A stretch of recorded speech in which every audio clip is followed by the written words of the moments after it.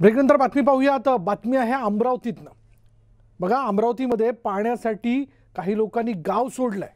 अमरावतीच्या सावंगी मगरापूरची घटना आहे आणि पाण्यासाठी स्थानिकांनी गाव सोडल्याचं कळतंय। 28 दिवसांपासून गावात पाणी पुरवठा होत नाहीये। अनेक कुटुंब गावाबाहेरील विहिरीजवळ बसून आहेत। ठराविक एका वस्तीतच पाणी येत नाहीये। स्थानिक महिलांनी तसा आरोप केलाय। अमरावती जिल्ह्यातील सावंगी मगरापूर गावातील लोकांनी चक्क पाण्यासाठी गाव सोडल्याची धक्कादायक घटना समोर आली आहे। 28 दिवसांपासून गावात पाणी पुरवठा होत नसल्याची तक्रार महिलांनी यावेळी केली। 28 दिवसांपासून वॉर्ड नंबर 1 मध्येच पाणी पुरवठा न केल्याचा आरोप इथल्या महिलांनी केला आणि त्यामुळे अनेक कुटुंब गावाबाहेरील विहिरीजवळ बसून आहेत। फक्त ठराविक वस्तीतच पाणी पुरवठा होत नसल्याचा आरोप इथल्या स्थानिक महिलांनी केला।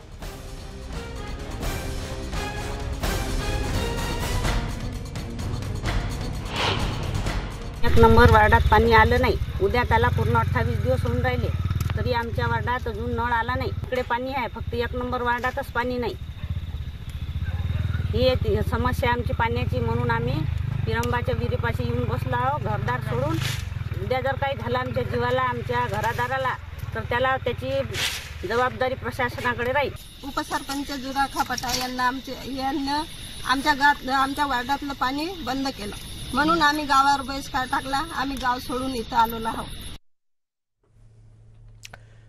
आणि याचबद्दल आपण बोलणार आहोत। आमचे प्रतिनिधी संजय शेंडे आपल्याबरोबर आहेत। संजय, क्षणार्धात व्हॉट्सअपवरती बातमी पसरवणारे आपण किंवा मेसेज पाठवणारे सगळीच लोक आज 4G 5Gच्या गप्पा करतोय, पण अजूनही गावातल्या काही ठराविक वस्तीला केवळ पाण्यासाठी लढावं लागतंय।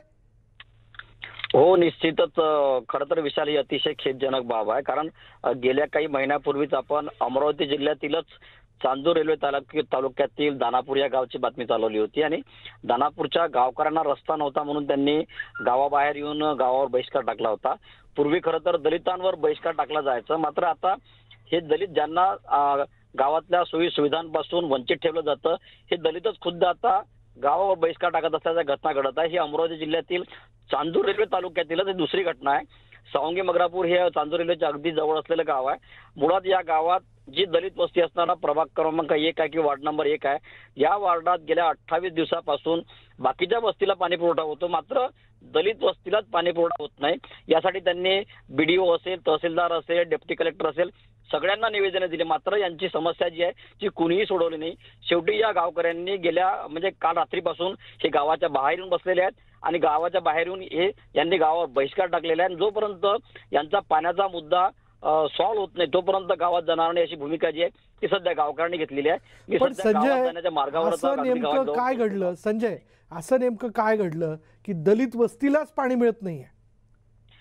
नेमकं खरं तर हा कदाचित ग्रामपंचायतचा वाद असू शकतो, मात्र या गावकऱ्यांनी उपसरपंच ज्या ठिकाणचे जे आहे जोरावर खान पठाण यांच्यावरचा आरोप केलेला आहे की जोरावर खान पठाण जे आहे हे मुद्दामून या दलित वस्ती असणारा जो वार्ड क्रमांक 1 आहे या नागरिकांना मुद्दामून पाणी देत नसल्याचा आरोप जो आहे तो गावकऱ्यांनी केलेला आहे। मुळात खरं तर या गावात पाण्याची टंचाई आहेच, मात्र असं असलं तरीही नळाद्वारे जो पाणी पुरवठा केला जातो तो पाणी पुरवठा जो आहे तो केवळ 28 दिवसांपासून या वार्ड क्रमांक 1 मध्ये ज्या ठिकाणी मोठ्या प्रमाणात अनुसूचित जातीची किंवा दलित बहुल वस्ती आहे त्याच ठिकाणी पाणी पुरवठा केला जात नसल्याचा आरोप जो आहे या महिलांनी केलेला आहे आणि या विरोधातच या महिला ज्या आहे ह्या गावाच्या बाहेर आंदोलनाला बसलेल्या आहेत। विशाल, पण याविषयी त्यांनी कोणाकोणाकडे दाद मागितली?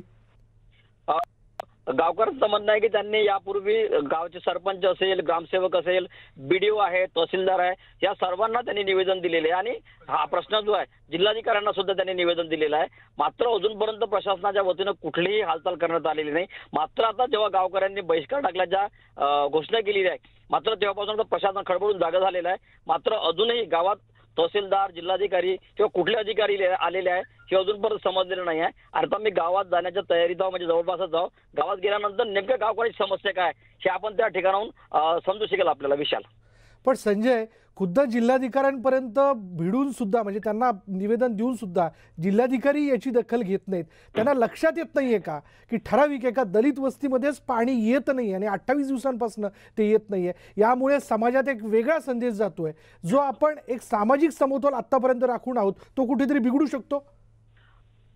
हो, निश्चितच असं जर बघितलं जर या प्रश्नाकडे जर दुर्लक्ष करण्यात आलं, कारण दानापूरमध्ये हीच परिस्थिती झाली होती. दानापूरमध्ये जोपर्यंत माध्यमांनी तो प्रश्न लावून धरलेला नाही तोपर्यंत त्या ठिकाणी कोणताही अधिकारी जायला तयार नव्हता. मात्र जेव्हा न्यूज 18 लोकमतने ते प्रकरण लावून धरलं, वृत्तपत्राने ते प्रकरण लावून धरलं, त्यानंतर मात्र प्रशासन जागा झाला आणि त्यानंतर खरं तर त्या ठिकाणी न्याय मिळाला. हीच परिस्थिती या ठिकाणी सुद्धा होऊ शकते. आता जेव्हा आपण बातम्या चालवल्यानंतर प्रशासनाला कुठेतरी जाग येईल आणि आता कुठेतरी त्या ठिकाणी अधिकारी पोहोचतील अशी अपेक्षा करूया आणि त्यानंतर खऱ्या अर्थानं कुठेतरी या प्रश्नाला वाचा फोडली जाईल. मात्र आतापर्यंत प्रशासनाच्या वतीनं दखल घेतली गेली नाही आणि त्यामुळे गावकऱ्यांमध्ये जो संघर्ष निर्माण झालेला आहे आणि गावात जे दुफळी निर्माण झालेली आहे त्यासाठी कुठेतरी निश्चितच प्रशासन जबाबदार आहे. विशाल, धन्यवाद संजय या सगळ्या माहितीबद्दल. पण आपण पाहतोय की अशा सगळ्या घडामोडींमधनं आपण अस्वस्थ या अर्थाने होतो की आज जिथे आपण 4G 5Gच्या गप्पा मारताना दिसतोय, व्हॉट्सअपवरती खरं तर एकमेकाला मेसेज पाठवतोय, तिथे एका गावातल्या ठराविक एका वॉर्डाला, खास करून दलित वस्तीला केवळ पाण्याच्या सुविधेसाठी म्हणून लढावं लागतं. गेल्या 28 दिवसापासून त्यांना पाणी आलेलं नाही आहे. अगदी तलाठ्यापासून तर जिल्हाधिकाऱ्यांपर्यंत सगळ्यांना त्यांनी निवेदनं दिली आहेत, पण त्यांचं कोणी ऐकून घेत नाही आहे. शेवटी गावातल्या बाहेर असणाऱ्या एका विहिरीजवळ ही सगळी लोक जे आहेत ते बसून आहेत. या सगळ्या याच्यातनं एक लक्षात घ्यायला हवं की एक वेगळा संदेश यातनं खरं तर समाजात जातोय, सामाजिक समतोल यातनं बिघडतोय. त्यामुळे हे होणं फार चुकीचं आहे.